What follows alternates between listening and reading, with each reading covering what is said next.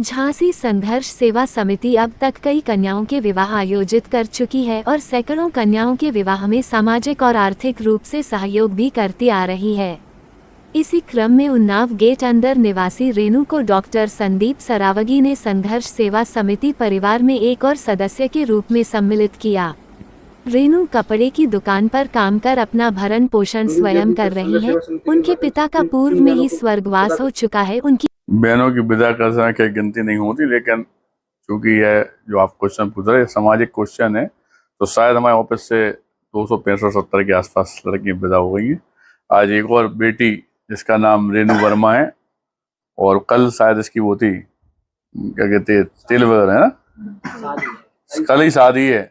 और अचानक इसे दिक्कतों का सामना करने में एहसास हुआ कि झांसी के अंदर कोई है जो बड़े भाई और पिता के रूप में हमारी सहायता कर सकता है।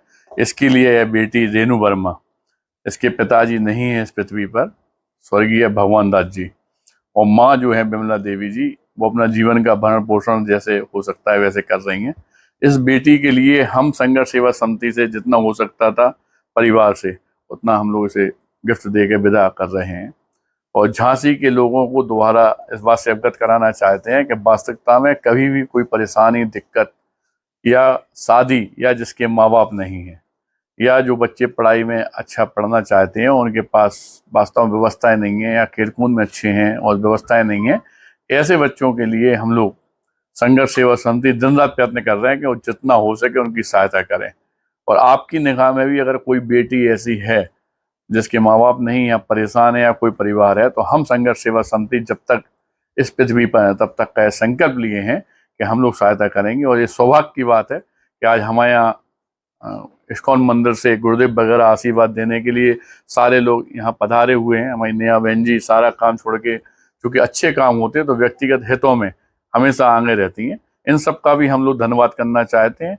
और यही बस प्रार्थना आप लोगों से है कि वास्तविकता में अपना जीवन जीना है तो दूसरों की सहायता अवश्य कीजिएगा। धन्यवाद। क्या नाम है आपका? रेणु वर्मा। कहाँ से आई आप? अंदौना गेट से। संघर्ष सेवा समिति को कैसे पता चला? इंस्टाग्राम से। संदीप भैया के लिए क्या कहना चाहेंगे? भैया ने मेरे लिए बहुत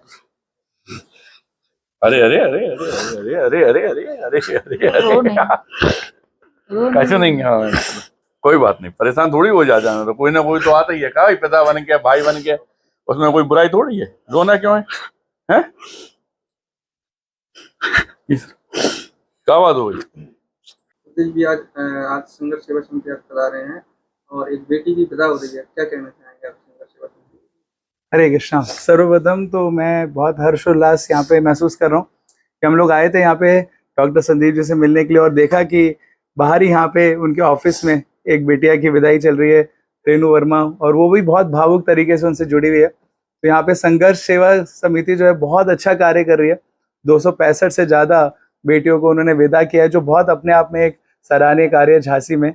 और उसके साथ साथ हम देखते हैं बाकी सारे कार्यों में भी लगे रहते हैं। तो हम तो भगवान से यही प्रार्थना करते हैं कि उनके जीवन में भी और रेणु जी के जीवन में भी सदा आशीर्वाद बनाए रखें। और उसके साथ साथ आप सब लोगों को भी ये एक मैसेज, संदेश देना चाहते हैं कि आप सब लोग भी ऐसी गतिविधियों में जुड़िए, क्योंकि वास्तविकता में निस्वार्थ सेवा में ही आनंद है। और वो निस्वार्थ सेवा भगवान को केंद्र बिंदु बना के करेंगे तो हमेशा जीवन आनंदित रहेगा।